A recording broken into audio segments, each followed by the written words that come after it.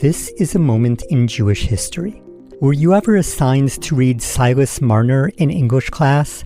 How about The Mill on the Floss or Middlemarch, all novels written by the Victorian-era British author George Eliot, whose real name was Mary Ann Evans?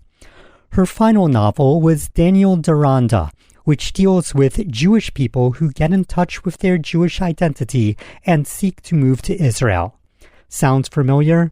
I have met plenty of people who rediscovered their Jewishness later in life and made Aliyah, but for the latter half of the 1800s in England, such subject matter was unusual. Let's read an excerpt from the novel Daniel Deronda, in which the main character, who grew up in upper-class society and doesn't know much about Judaism, is invited by his new friend Mordecai Cohen to the Philosophers Club. A group of men sit and discuss politics and nationalism. One advocates Jewish people assimilating into the country where they were born. He states, "I am for getting rid of all superstitions and exclusiveness. There's no reason now why we shouldn't melt gradually into the populations we live among. That's the order of the day in point of progress. I would as soon my children marry Christians as Jews." Another states, "If you mean that I think worse of myself for being a Jew, what I thank our fathers for is that there are fewer blockheads among us than among other races, but perhaps you are right in thinking Christians don't like me so well for it."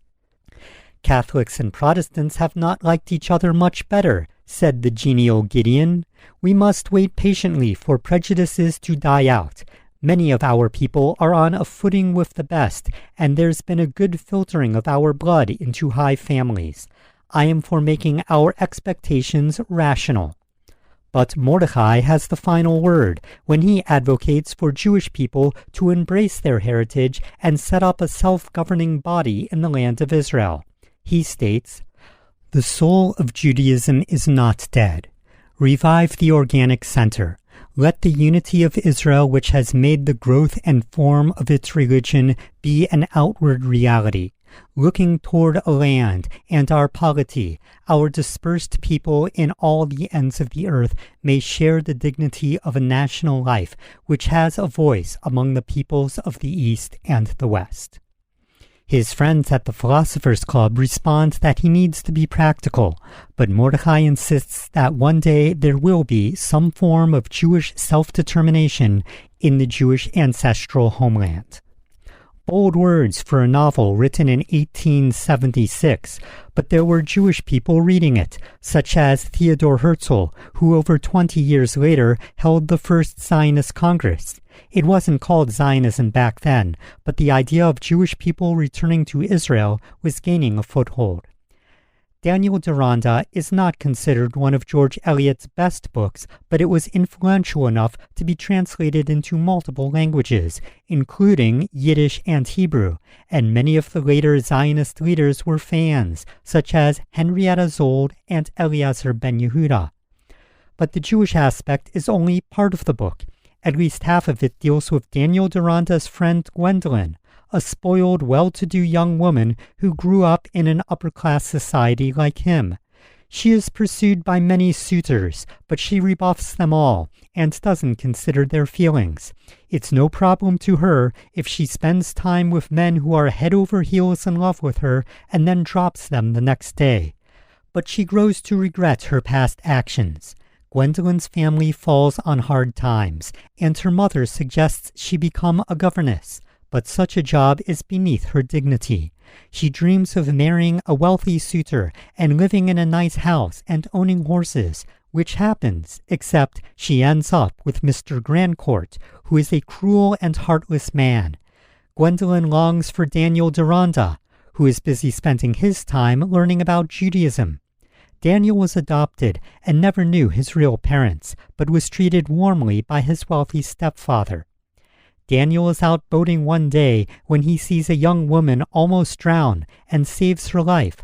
Her name is Mirah Lapidoth, and she is of Jewish heritage. In the novel, the attitudes towards Jews in England during the era are discussed. And so without getting into every detail, I would like to cut it short with a spoiler alert. Daniel is interested in Mirah, but she is hesitant since he is not Jewish. He discovers that Mordecai is Mirah's long-lost brother. Then Daniel travels to Italy where he finally meets his real mother, who reveals to him that she was born Jewish. Meanwhile, Gwendolen's cruel husband dies in a freak boating accident.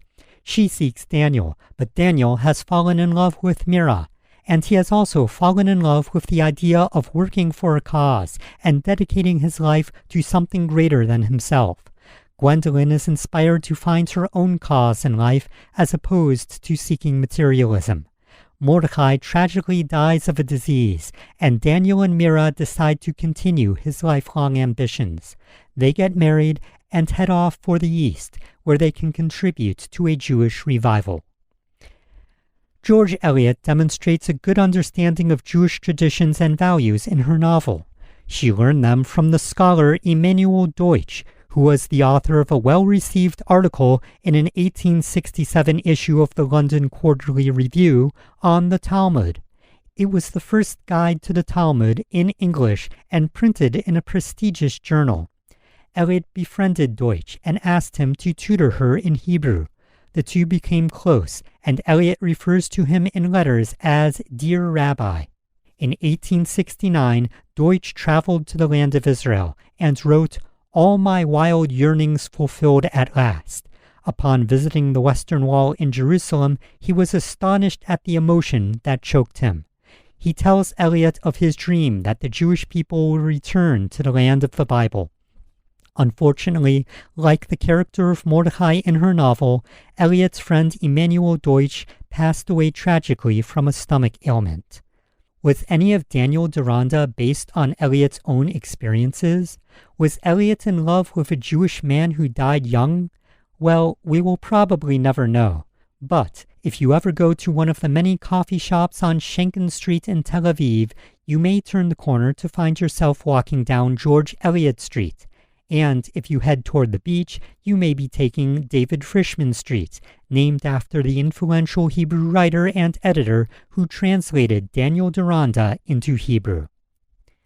At the time of its publication, David Kaufman, a noted scholar, wrote a glowing review of the book called George Eliot and Judaism, an attempt to appreciate Daniel Deronda. He pontificated on releasing a version with just the Jewish parts, while other reviewers thought the Jewish parts were weak, and the parts with Gwendolen's saga were far more compelling, and thought to create a Gwendolen-only version. In 1914, the novel was adapted for an early black-and-white silent film called Gwendolen, and later, in 1921, a film called Daniel Deronda.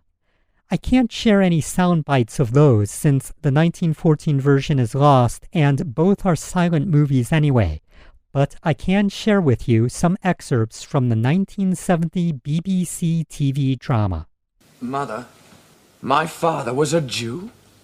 I am a Jewess. I'm glad of it. Why do you say you are glad? You're an Englishman. I secured you that. You say you are glad you were born a Jew. That is because you were not brought up as one. I saved you from that. You meant that I should never know my origin? But you have changed your mind. It's no shame to have Jewish parents. The shame is to disown it. I actually prefer the 2002 4-episode BBC One serial drama starring Hugh Dancy. He went on to star in Ella Enchanted, the Jane Austen Book Club, and most recently, Downton Abbey. We must have our own country after centuries of persecution. We are a people.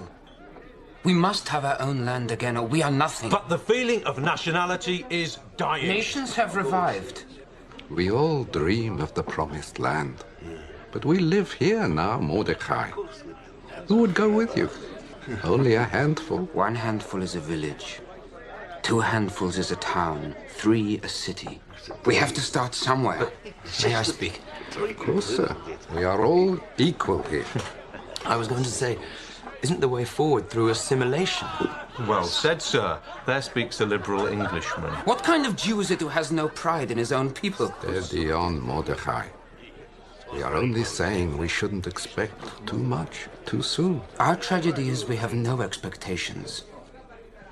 Don't you see that when we pretend to be what we are not, we lose a bit of our souls? We have to take pride in who we are.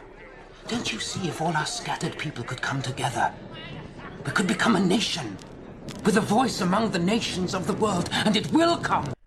I've asked Miss Lapidot to marry me. Is this some sort of response to what you've learned from your mother? No, sir. It's something that's been growing inside me for some time. But what I learned from my mother confirmed me, not only in who I am, a Jew, and proud to be a Jew, but what I should do with my life. Work for my people in the best way I can find. Once, when I was producing The Eve Harrow Show on the Land of Israel Network, we had an interview with Esther Cameron, a poet based in Jerusalem who created the Deronda Review way back in the 1990s. It's still around, so if you're a budding poet, I recommend it. At the time of the interview, I didn't get why it was called the Deronda Review, because, I hate to admit this, but I wasn't exactly into Victorian-era romance novels. But let me read you an excerpt from the website as to how the Deronda Review got its name. Daniel Deronda was an immensely influential work.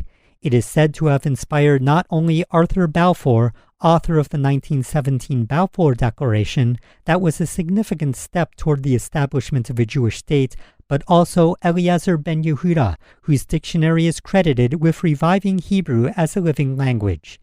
To adopt this title is to express a hope of reinvoking some of the social as well as artistic, creative energy that Daniel Deronda incorporated and released. For this to occur, first, poets must recover some of the spirit of the Victorian idealism, that spirit which perhaps was best expressed by George Eliot herself. So, if you're into George Eliot or early Zionist philosophy, or just good literature, I recommend Daniel Deronda. This has been a moment in Jewish history. For questions or comments, you can visit benbresky.substack.com and check out my past shows. Thank you to all the listeners, and Shalom.